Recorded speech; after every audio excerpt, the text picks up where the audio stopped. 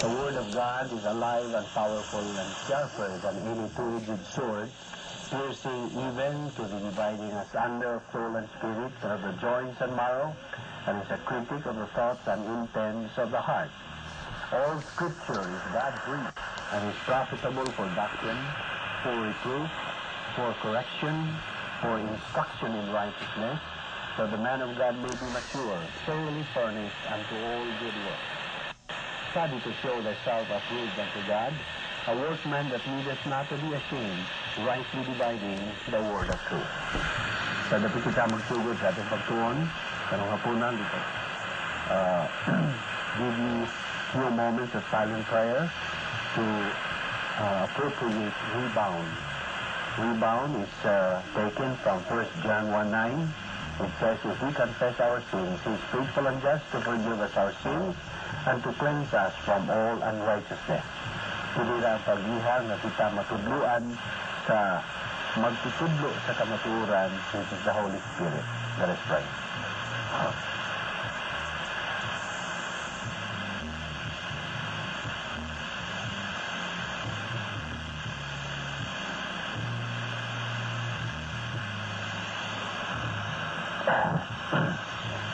Let us pray. Ama namong Diyos, nagpasalamat mo kanimo sa makausapan, hinihigayon, imong gihatag kanamo. Kaya mo kami midala dinhi, na way kabilinggan, pinaagi lamang sa imong grasya. Grasya o Diyos, na nakaabot kami dinhi, ang buhi pa kami sa among lawas, timaihan ni ikaw na apay plano sa matagusa kanamo. Ipaklaro kanamo, dugang o Diyos, ang imong plano sa among kinabuhi, pinagi sa among pagtuon sa imong pulong. Biyahe kami o Diyos sa among pagtuon ng hapuna, kung tangtanga ang mga babag sa mga nauna. Kininta na namang ipasalamatan sa ngalan ni Kristo Jesus. Amen.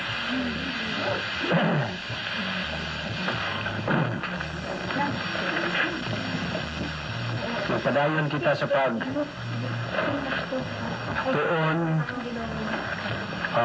Okay na ang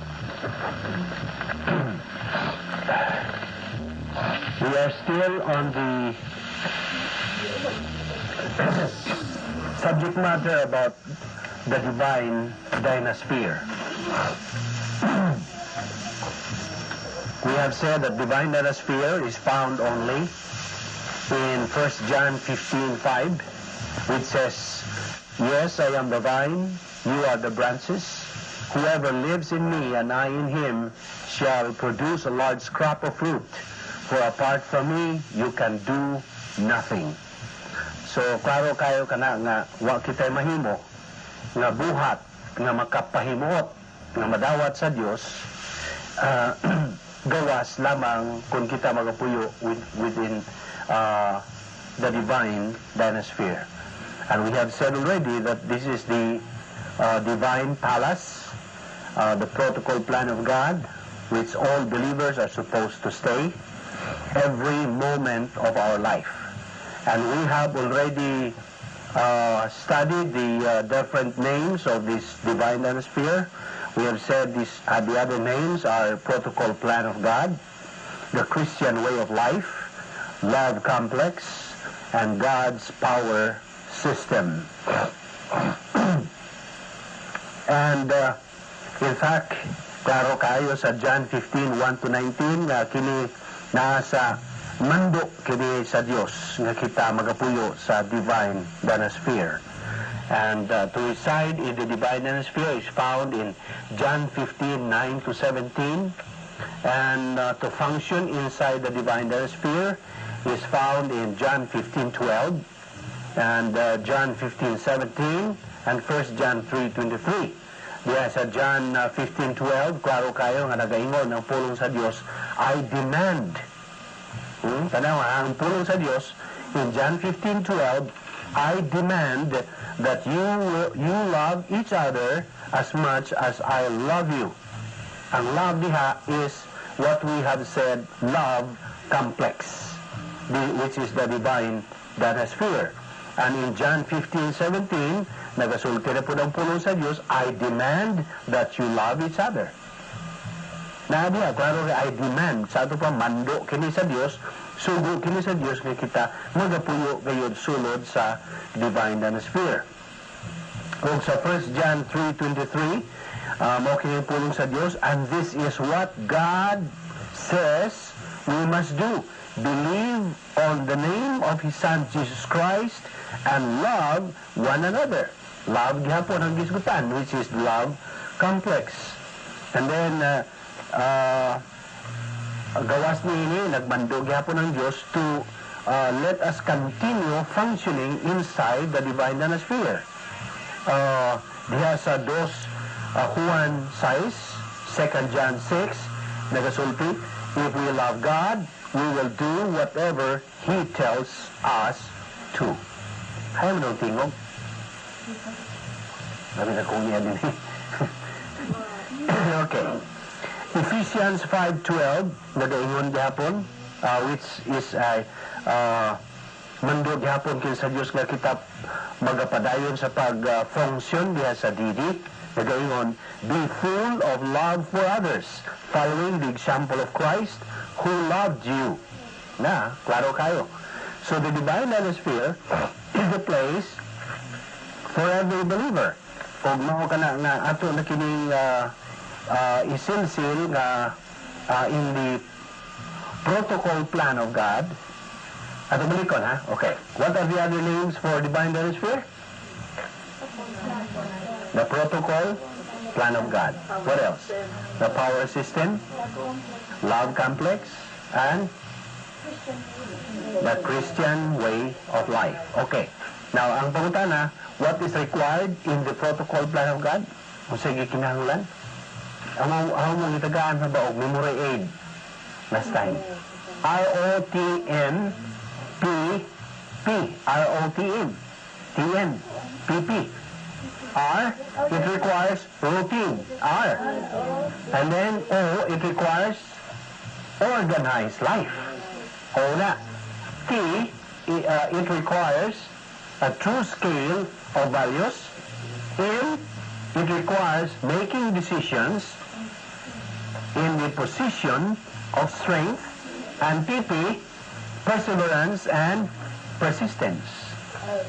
R-O-T-N-P-P. That's my memory aid. You may, masayo naman ko din mo ma-recall if you have memory aid. Okay? Yes, organized life. T is true scale of values. M, making decisions from a position of strength. And then P, persistence and perseverance. Okay. Kanunay na ito ng pangutanahan ito masilsil gina sa imong alipatakan. What do you mean by residence in the DD? Residence in the DD. Correct. Very good. Filling of the Holy Spirit plus napay kuwang. Di ta magdugay sa DD o we are only filled by the Holy Spirit. We have to kung may mando sa 2 Peter 3:18,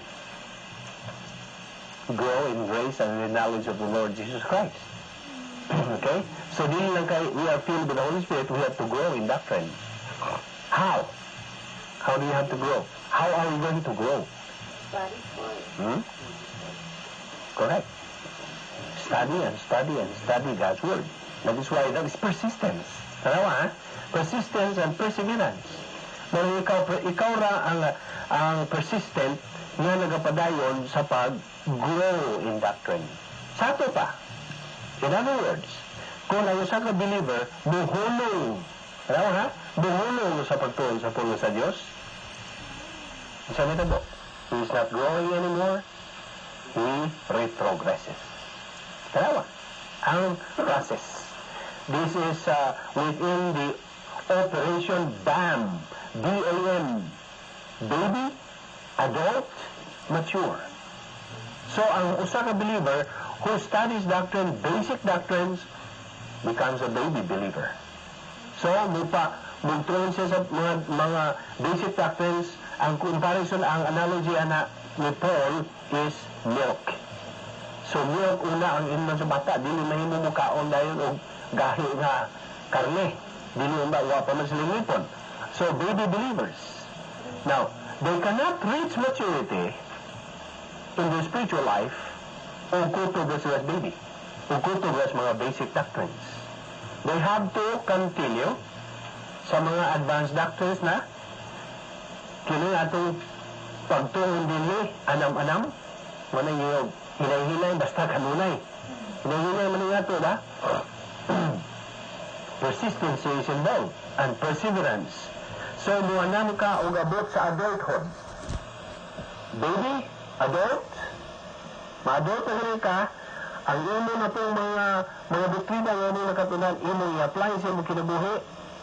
At tanawa ha, mag-anam-anam pod ang pagsuway o kanang testing sa Diyos sa imo libawan as an adult believer. Anam-anam. And then as dili ka na kakutob. Kung muundang ka diha, di gihapon ka abot sa maturity. Adult pa kaghihapon. By the way, atong ngayon, once muundang ka, hagbong yun ka. Hagbong yun ka sa ulo. Musugod na buka pagka. That is why there are so many believers nowadays karon nga wa gyud sila magtubo. Nagpadayon silang pagka-baby believers. Bisan og 80 years old na sila, 90 years old, baby lang hapon sila nga believers, nga mura na 80 years old nga si inog o bibiron. That is the comparison of a believer. Kaya man sila mature spiritually. So, ayun na kalimting, ang Operation BAM, baby, adult, and maturity sa imong pagtubo as a Christian. Therefore, residence in the DD means filling of the Holy Spirit and growing in doctrine. Growing. You are growing because you are studying God's Word. Nakaka-doktrina na namanam na nimo o silsil o naanamanam na o pagka-sek, nahimo ng second nature sa imong kinabuhi. That is what we mean by divine viewpoint lifestyle, which we are taking up as we go along. So, ang giyon nga, residence in DDD is filling of the Holy Spirit. I would add that we should grow in doctrine. The next question, what is function in the DD? Function in the DD. Yes, that's number one. What else? Faith rest, drill, worship, prayer. Mano ang function in the DD. Ang ino, unsa may bot mong function? Unsa may bot pasabot sa Bisaya o function? Ang imong buhat. Ang imong binuhaton. So, di lang kaya magpuyo ka diha sa suod sa DD, kundi kinahanglan mahibaw ka sa imong binuhaton diha sa suod. So, ang imong binuhaton diha sa suod sa DD is number one, rebound. In fact, that is the first grade as we continue here in the study. Yes, just give me time. In fact, this is number one. Gate number one is the power gate, the filling of the Holy Spirit. That's number one. And faith rest drill. That's the second, the third, worship, fourth, prayer, etc. Mo ni function mo in the DD. Okay. So muna, residence in the DD is filling of the Holy Spirit plus growing in doctrine. Function in the DD means rebound, faith rest drill, faith worship, prayer, etc. Now what is momentum? Momentum. Sa may momentum. Kaya kayo mo, na ang momentum is the result sa inyong residence and function of the DD. Okay? Muna result nino sa inyong pagtuyo o pag-function diha sa divine sphere. The result of residence and function, that is, the other name for momentum is spiritual, what? Growth. Ay inyong pagtubo ng spirituhanon. Another question, what is true Christian way of life? What do you mean by true Christian way of life?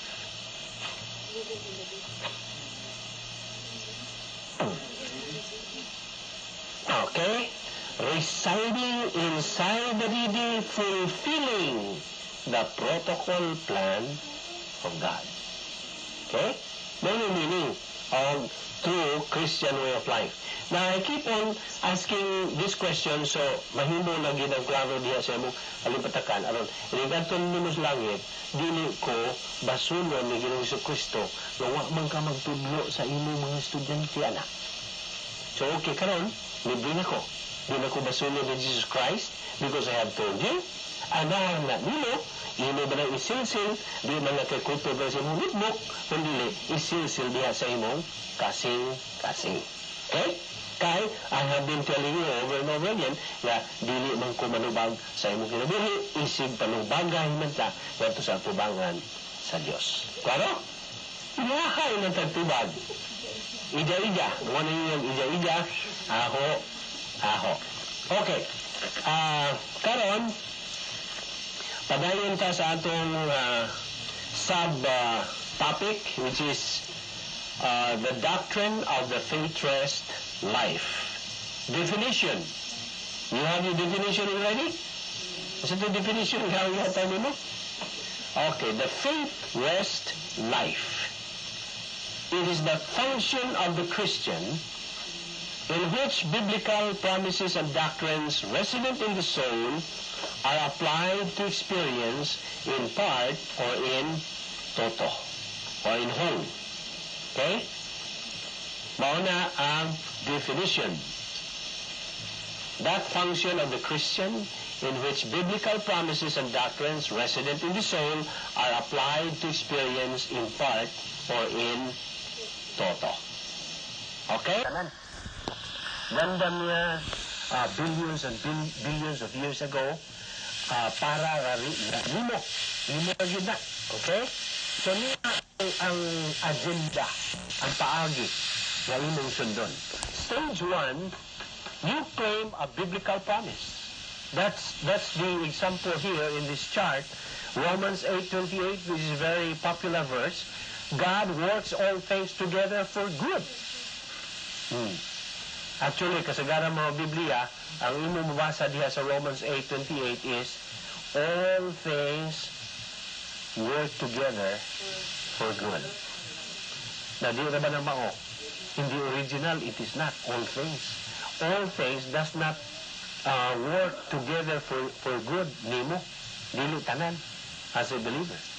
That is why, kung imong ibalik na ngadto sa original nga pagsulat, kani ang mugawas. It is God who works all things together for good. This is the result of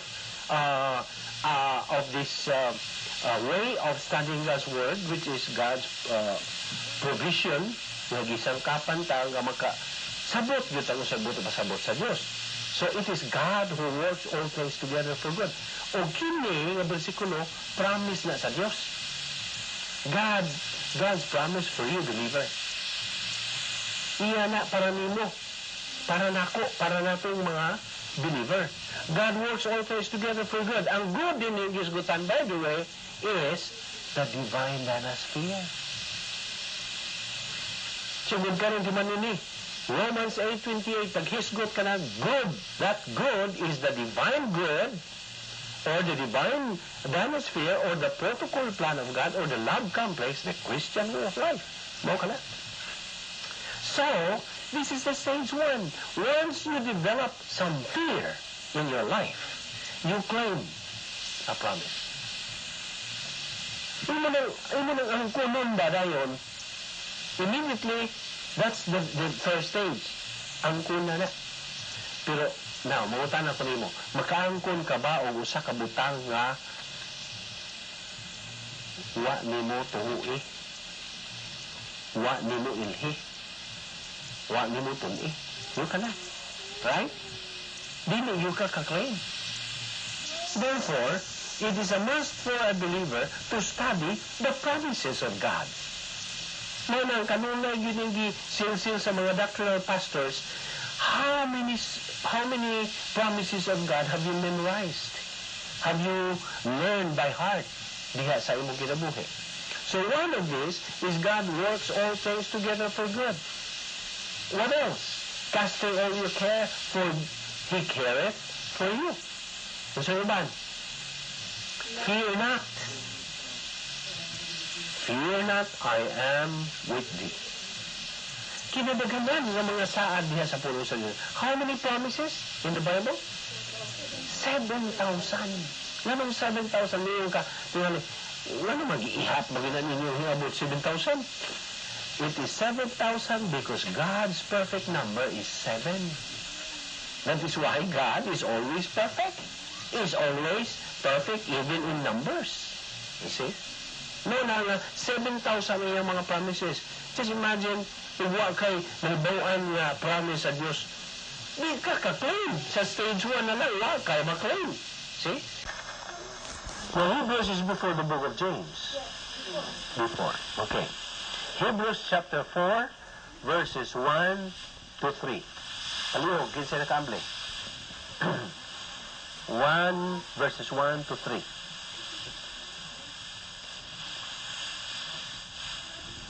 Therefore, since the promise remains of entering his rest, let us fear lest any of you seem to have some sort of it. For indeed the gospel was preached to us as well as to them. But the word which they heard did not profit them, not being mixed with faith in those who heard it. For we who have believed you enter that rest, as he has said, so I swore in my wrath, they shall not enter my rest, although the works were finished from the foundation of the world. Okay. Klaro? Klaro na ba? Kung sa man ang gibasa ni Stephanie Kasagarang words nga imong the word what? Rest. Tanawa? Therefore, since, akong basahon gusto ito kay Stephanie ang gibasa. Therefore, since the promise of entering His rest still stands, saad na sa Diyos, ha? Let us be careful that none of you be found to have fallen short of it. Meaning, mugawas ka sa divine dynasty. Let us be watchful, careful, that none of you be found to have fallen short of it. Verse 2, for we have also had the gospel preached to us, just as they did, but the message they heard was of no value to them, because those who heard did not combine it with wa nila saguli sa ilang pagtuo. Verse 3, now we who have believed enter that rest. Na po ang word na rest. Mo na ang faith rest. Just as God has said, so I declared on oath in my anger, they shall never enter my rest. Klaro kayo, tanawa. Kung ang saad sa Diyos is going to be violated by a believer, dili mo tuo sa mando sa Diyos nga mo puyo sulod ni ining faith rest or the divine dynasty which where you function in your faith rest, then so I declare, pulo na sa Diyos on oath in my... Therefore, gikan ni sa Diyos ug iyahan ni sa Diyos. Now, mao na gingon diha, ang Diyos nagabutang siya og lugar sa matag magtotoo nga na ang perfect peace no matter how intense the pressure in your life as a believer. Now, usahay ang Biblia nagahisgot ni ining maong place as ang laing nga nini is Sabbath. Sabbath ang buot pa sa usahay gitawag ning maong rest as Sabbath, dili lagi ning 7th day rest. Dili ni maong buot pa sa buot, but a moment by moment Sabbath in your soul. Lesa mo ka lang. Just imagine, ha? Moment by moment. Karong galingkod ka, naminaw ka sa pulo sa Diyos, you have that peace.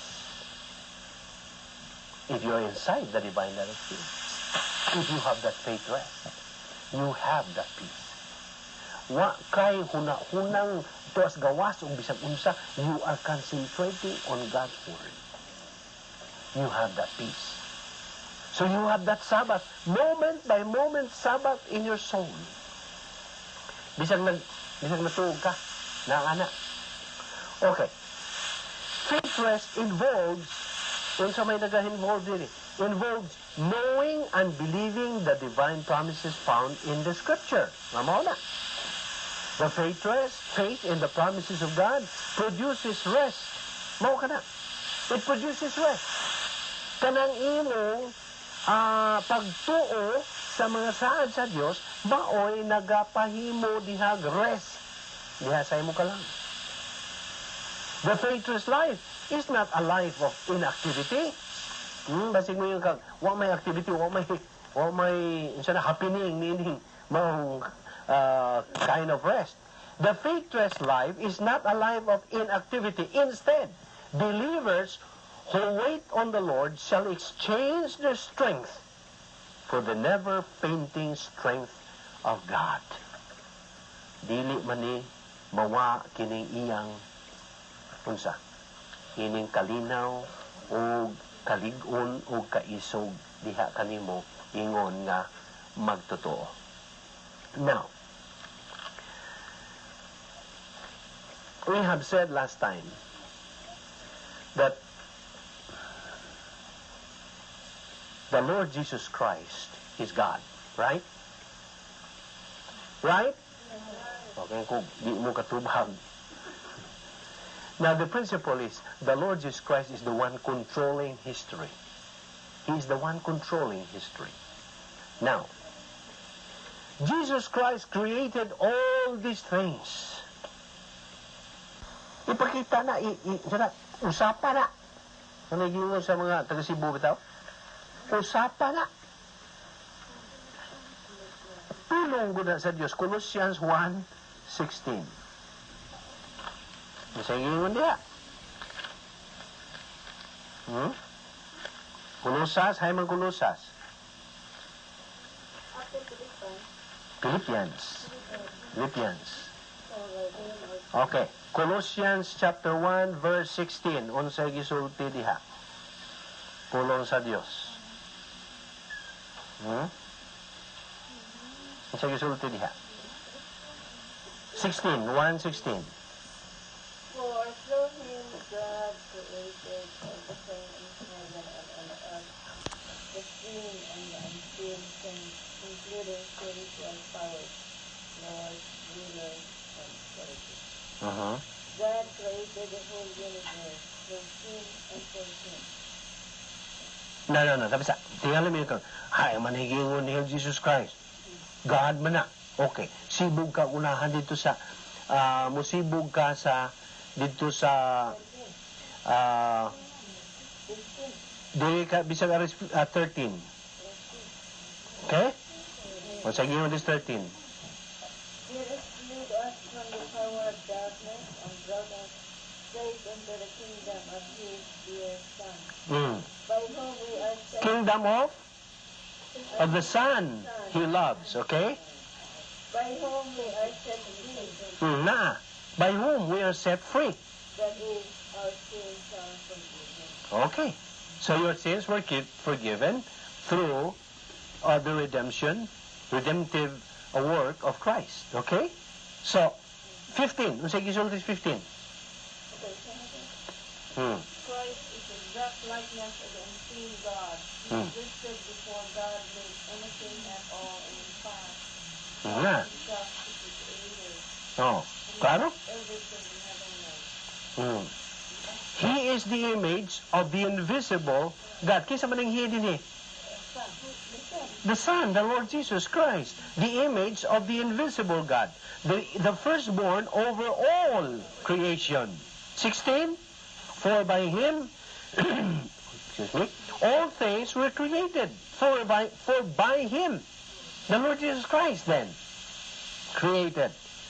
All things were created, things in heaven and on earth, visible and invisible, whether thrones or powers or rulers or authorities, all things were created by Him and for Him. Na. Isa man, klaro ba na? Okay. O di pag yun mo makaklaro ni Ana. Ato tas Juan 1:3. John 1:3. No, John. The book of John, not First John. John 1:3. Aron mo ni imong ihapak sa ilang alimpatakan. 1:3.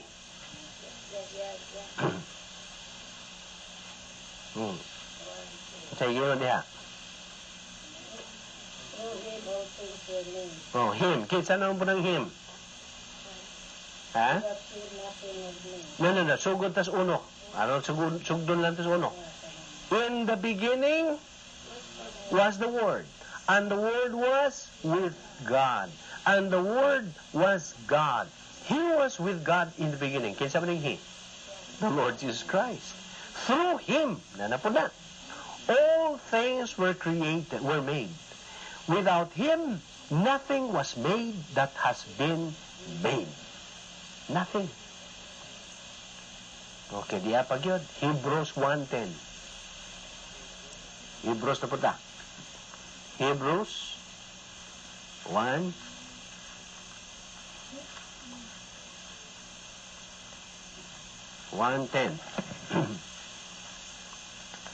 Ako yung basa. 1:10.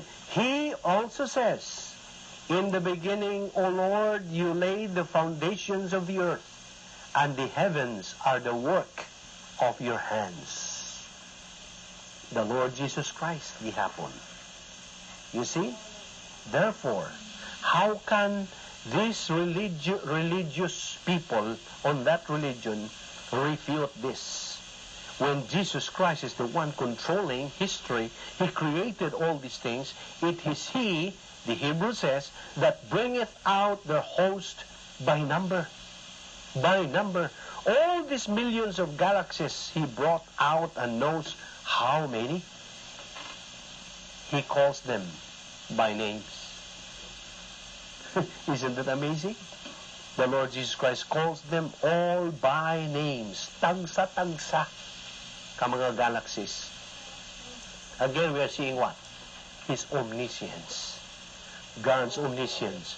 By the greatness of His might, for that He is strong in power, not one faileth, or literally, not one of the stars are missing. Isn't that amazing? Wag yusa.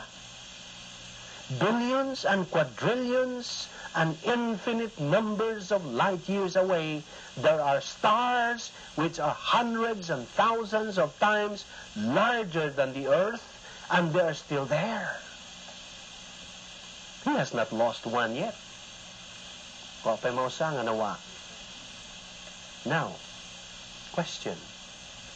If the Lord Jesus Christ created this vast expanse of the universe, if these billions and trillions of large stars and galaxies moving around at rapid rates of speed that not one is missing, if God, the Lord Jesus Christ, can keep track of all of this vast universe, can He not also keep track of your problems? Tubagana. Nakakip track magani sa tanan nga mga unsa na ni mga rapid speed at that rapid rate. Nga way usa nga di niya bisan ganing mahog ang usa nimo ka. Buhok mahibaw ang Dios. Di ka siya ka keep track sa imong problema karon. Not one sparrow falls to the ground without His knowledge. Wala. God who is interested in these tremendous universes and galaxies. Ha? Di nyo ka kay kiyas. Di ka kay ngung. Daghang ka pag mga, unsa na? Daghang mga pangatarungan. Di ka ka pangatarungan sa Diyos. God, who is interested in these tremendous universes and galaxies, is interested in you and in me. He is interested in your problems. Very interested in your problems and mine. If he has yet to lose the first star, then you can be sure he will not forget you. He demands only one thing from you. Just imagine. Only one thing from you as his child. Kamong mga bata, isil-sil na dito. Anak mo na ba sa Diyos? You are going to heaven. God is teaching you today. He is only asking one thing from you as his child. Wait. Wait. Wait on me. Believe. Believe. Believe. Believe. Believe. Believe. Keep on believing the Word of God. No matter what happens. No matter what the difficulties. No matter how adverse the circumstances. Hebrews 11:6, but without faith, it is impossible to please God. Impossible. Kung sa man ng 2 Corinthians 5:7, we are walking by faith, not by sight. You see. Mauni, faith rest life. Mauni ang faith rest life. That's what we are studying. Faith rest life. Apan, muadto na gyud ta karon sa sinugdanan ni ining faith rest life. Ang prinsipyo gyud niini anaa nimo makita. Are you ready? Oh, the one I just quoted. 2 Corinthians 5:7, for we walk by faith, not by sight. Hebrews 11:6, without faith it is impossible to please God. Now, kining, akong gipang quote, these are promises of God. These are promises of God. Bisag usa na lang ma-memorize nimo, iningadto ni uslangit yung pangutano ng Jesus Christ. Unsa may akong promise nga imong na-memorize. Yung kang, daghan man to itong mong gitulan. Wa may nigsuod sa una-una. Oh, you see? Okay, so, kinahanglan karon nga atong isil-sil. Okay. Are you ready? Wa pagkita mong sugod na ba? Now, our subject, the faithless life, gibase kini upon 4 passages of Scripture. Number 1, Exodus 17, Numbers 20, and Hebrews 3 and 4. Exodus 17, Numbers 20, and Hebrews 3 and 4. Hebrews chapter 3 and chapter 4. Now, the first 3 passages will describe the principles. Mauni mo describe sa prinsipyo sa faith rest. While ang Hebrews 4 will analyze the mechanics of it. Okay? Now, adto ta una sa prinsipyo sa faith rest life. Tatas prinsipyo, okay? Now, unas tanan. We have been hearing much today may tungod sa sound barrier. Kanibang sound? At one time, it was considered impossible to fly faster than the speed of sound. Now, ang kaugmaran sa siyentipiko nagahimo nining posible that man at last cracked the sound barrier. He has advanced beyond that point which he thought he could not go. Naabot na gyud niya. But there is another barrier which poses a problem para nimo, believer na. Para na nimo, okay? Which I like to call this the faith barrier. Now, well, of course, it takes a great deal of speed to crack the sound barrier, but to crack the faith barrier requires not excessive speed, but simply standing still. Pagbarog ra yun. There is no work.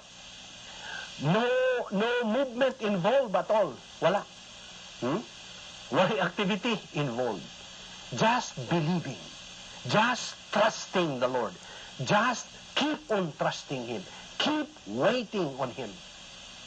Now, this is a wonderful technique nga gihatag, provided experientially for you, believer. Now, ato nahibaw-an sa ato nang gitun-an that there is that wonderful place positionally para nimo ug nako nga kita believer. O for everyone who is in Christ, ang Roma 8:1 nag-ingon suman, there is now no more condemnation for those who are in Christ. Romans 8:1. There is therefore now no condemnation to them who are in Christ Jesus. Okay, Romans 8:1. Abrihi. Romans 8:1. Nakabasa na ba ni Muriel? Di ba? Di ba? Okay, kinsa may mubasa? Ka-follow. Romans 8:1. Romans 8:1. There is therefore now no condemnation for those who are in Christ Jesus. Na. Kung sabot pa sabot in Christ Jesus? Ha? Pabida, dira. Look at this chart. Mauna yung pasabot dihang, there is therefore now no condemnation to those who are in Christ. You are in Christ. At that moment you accepted Christ as Lord and Savior, you are united to Christ. Ikaw in Christ ka na. That is your eternal relationship, eternal security. Ayaw na kalimti. Romans 8:1. We know. Naibawan na nato. Or do you not know yet that kay kita na in Christ naman ta, we are new creatures. Diba? O, naibawan ba ninyo? Mga bag-unatang binuhat. Uy, kaniadto, mga binuhat lang ta nga sakop sa kampo ni Satanas. Apag sa diha nga imong gituan si Kristo, gidawat nimo nga imong manluwas. Gilain ka na mo ni ginganlan o eklesiya. You're a member of the body of Christ. Gipaglain ka na, gikuha ka Espiritu Santo o gipuyrot, mga kinaraan ng Visayan ba? Gipuyrot ka sa Espiritu Santo, gikuha ka o gidaka, gihapak ka, gisod ka in Christ. Just imagine. Tingali ka mo yung hindawa po, Kristo, wa man ko'y gibati, wa man kong mo feel. Feeling has nothing to do with that.